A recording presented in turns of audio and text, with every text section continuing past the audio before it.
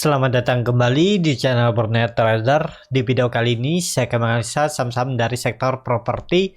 Yang pertama ASRI, kedua APLN, ketiga BES, keempat CTRA, kelima BSDE, keenam SMRA, ketujuh Piwon, kedelapan Demas, dan kesembilan Kebak. Langsung saja ke saham pertama. Ada ASRI yang hari ini ditutup terkoreksi 0,62% ke harga 159. Kalau dilihat transaksi asing, net buy. Langsung saja ke teknikalnya. Secara teknikal, ASRI kemana arahnya? Arahnya ya turun dulu, retest supportnya 155. Nah, kalau trennya uptrend karena dia udah membentuk dua higher high dan sedikit lagi membentuk swing low di 156 sampai 155. Jadi kalau mau beli ya tunggu dia merah lagi dekat-dekat 155 ini bisa beli ya. Nah, beli aja di situ. Dan targetnya kemana? Targetnya ASRI uptrend dan juga saat koreksi 3 hari volumenya makin kecil. Jadi ada peluang untuk besok juga technical rebound. Mungkin nggak merah lagi langsung technical rebound ya. Semoga aja market mendukung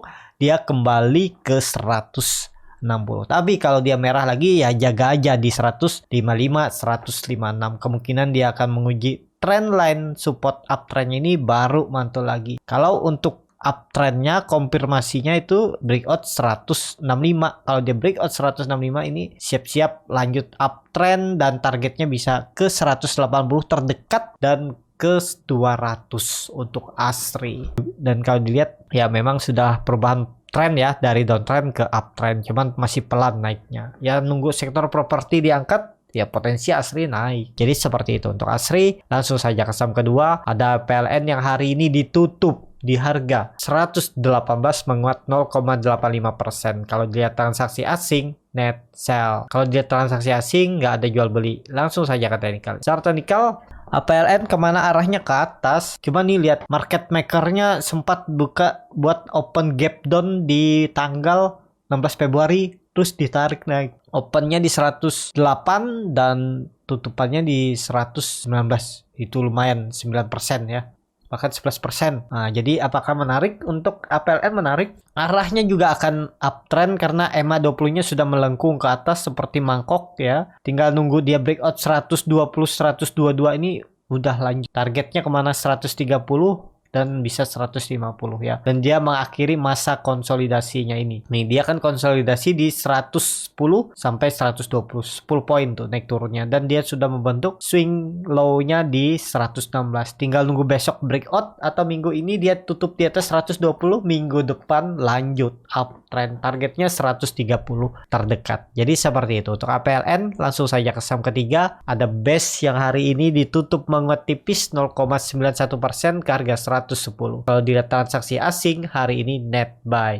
Langsung saja ke teknikalnya. Secara teknikal BES belum kemana-mana ya, tapi dia bertahan tuh. Hari ini breakout lagi 110. Semoga aja bertahan. Kalau dia lanjut besok itu uptrend dan terlihat juga dia habis retest trendline downtrendnya ini. Nah ya, dia retest dan membentuk candle doji di hari kemarin dan hari ini ditutup di harga tertingginya hari ini. Jadi menarik nih karena candlenya merubuzu. Targetnya besok kalau rebound 112 sampai 114. Dan kalaupun mau coba beli di harga sekarang, cut loss saja kalau dia jebol 108-nya ini ya. Jadi cut loss-nya paling bisa di 107 atau 106 atau 105 aja. 5% kan masih ideal. Targetnya kemana? Pasang aja 114, 115 dan sampai 120.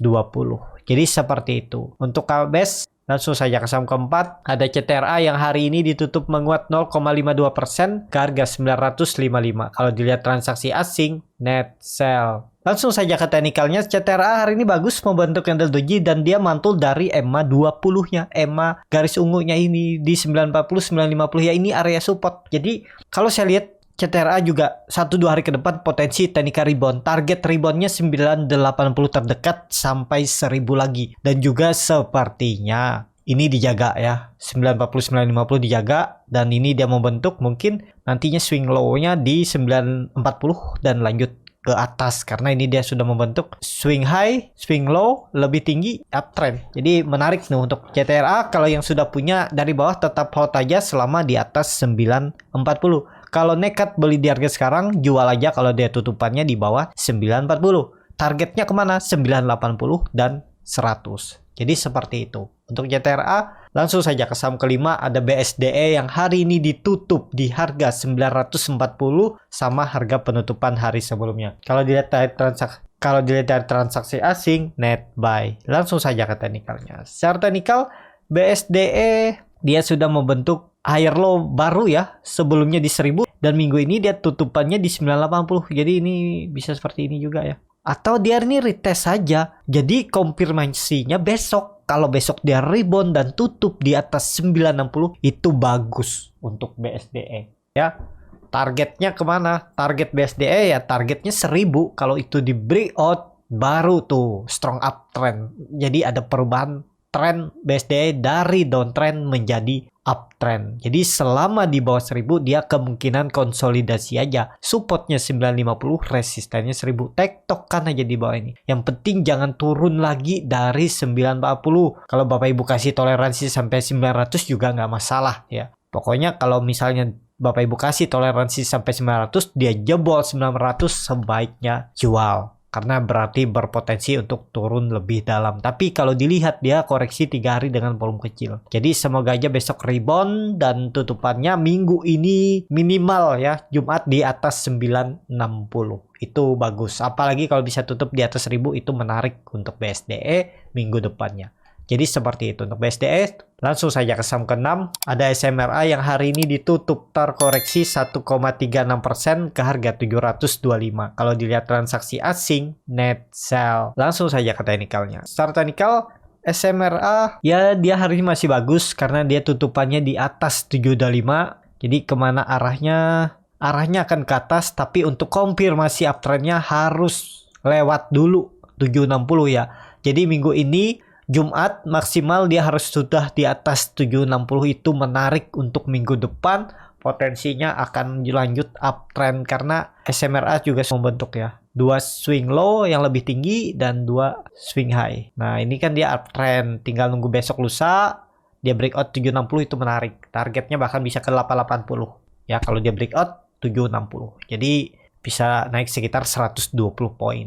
Jadi bisa naik sekitar mungkin 15-16%. Jadi seperti itu. Untuk SMRA, kalaupun yang mau coba beli di harga sekarang, jual aja kalau dia tutupannya di bawah 700. Nggak usah peduli, karena berpotensi besar ke 650 lagi untuk SMRA. Tapi tergantung lagi masing-masing ya. Atur aja bagaimana strategi Bapak Ibu. Jadi seperti itu. Untuk SMRA, langsung saja ke saham ke-7. Ada P1 yang hari ini ditutup menguat 1,33%. Harga 456. Kalau dilihat transaksi asing, net sell. Langsung saja ke teknikalnya. Secara teknikal, P1 juga gagal loh bertahan di atas 460.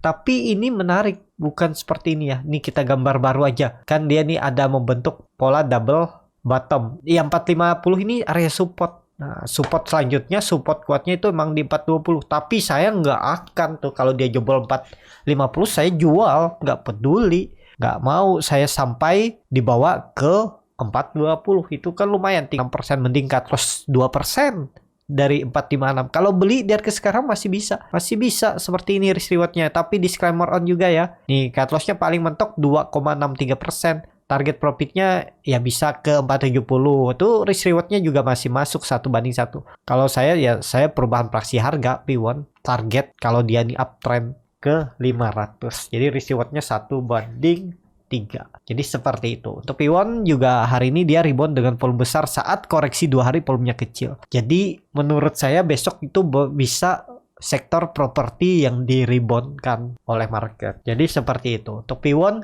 langsung saja ke saham ke-8. Ada Demas yang hari ini ditutup terkoreksi 0,51% ke harga 193. Kalau dilihat transaksi asing, hari ini net buy. Langsung saja ke teknikal. Secara teknikal, Demas kemana arahnya? Demas mungkin turun dulu, uji support di sekitaran 192 sampai 191. Ya area supportnya itu. Dan Demas ini akan menarik kalau dia perubahan praksi harga ya. Kalau saya lebih ke 200. Kalau dia di atas 200 itu bagus. Memang ini terlihat resisten konsolidasinya ada di 196 sampai 197. Tapi lebih konfirmasi lagi kalau dia berubah praksi harga di 200. Jadi apakah bisa beli di harga sekarang? Nggak usah tunggu sampai 184.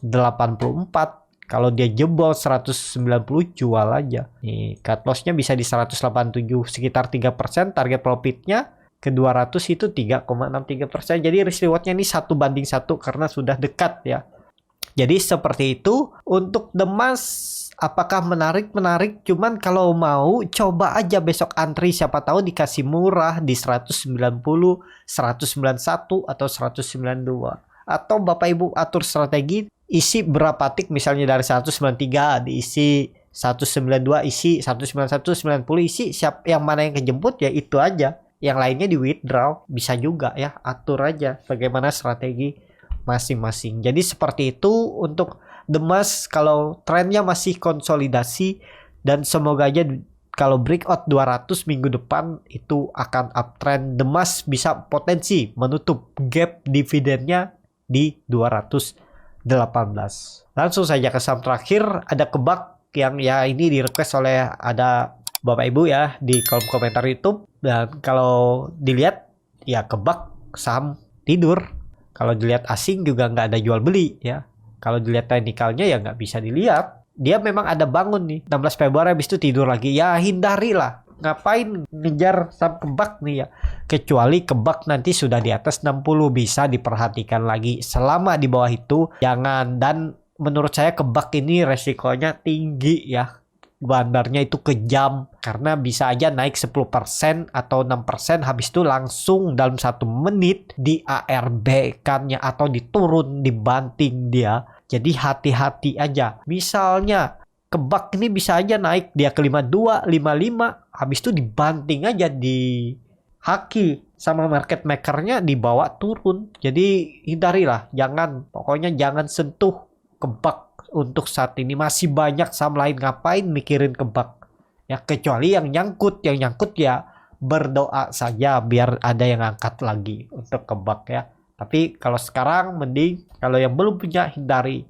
Memang resikonya kecil, nggak mungkin kan loss lebih dalam ya, pentok itu 50, cuman kalau dibawa tidur itu nggak gerak-gerak nih. Bayangin misalnya beli dari 22 Februari sampai sekarang belum dibangun-bangunkan ya, kalaupun berharap dapat 4% jual di 52, 51 bisa juga, cuman resikonya dibawa tidur itu aja ya. Saya sih nggak berharap, ngeri. Mendingan saya beli saham lain walaupun ada resiko cut loss, tapi ada bisa cut loss, bisa keluar. Kalau Kebak sudah tidur di 50 dan di benteng seperti ini, susah kan keluar kalau nggak ada yang angkat, yang dana-dana besar. Market makernya juga kalau bukan orang-orang mereka yang angkat ya diguyur lagi, habis tuh. Jadi seperti itu ya, hindarilah kalau yang sudah nyangkut ya, semoga aja berharap dia bisa diangkat lagi. Kalau sudah bisa diangkat ya exit aja.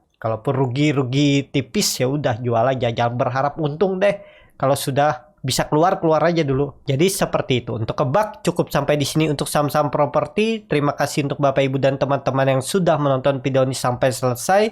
Apabila channel Berniat Trader ini bermanfaat dan bisa menjadi bahan pertimbangan Bapak Ibu dalam membeli, menyimpan dan menjual sahamnya, bisa klik tombol subscribe dan nyalakan lonceng notifikasi. Ada kritik, saran, ataupun pertanyaan, bisa langsung tinggalkan di kolom komentar. Bagi Bapak Ibu dan teman-teman yang baru belajar trading, masih bingung memilih saham, bingung membuat trading plan, bisa join trading bersama Borneo Trader. Nanti dipilihkan saham-sahamnya dan dibuatkan trading plannya beserta chartnya dan juga free konsultasi portofolio. Dan kalau yang mau coba belajar scalping, cari profit cepat dalam hitungan menit ya, 1-5%. Nanti saya akan ajarkan bagaimana cara screening sahamnya, bagaimana cara baca bid offer, bagaimana cara menganalisa time frame chart yang lebih kecil, dan juga analisa bandarmologi end of day, ARB hunter, arah hunter, dan yang paling penting tahu di mana titik entry dan exit untuk beli saham scalping. Kalau tertarik bisa isi Google Form yang ada di bio Instagram Borneo Trader. Sampai ketemu, tetap semangat dan semoga bisa terus cuan.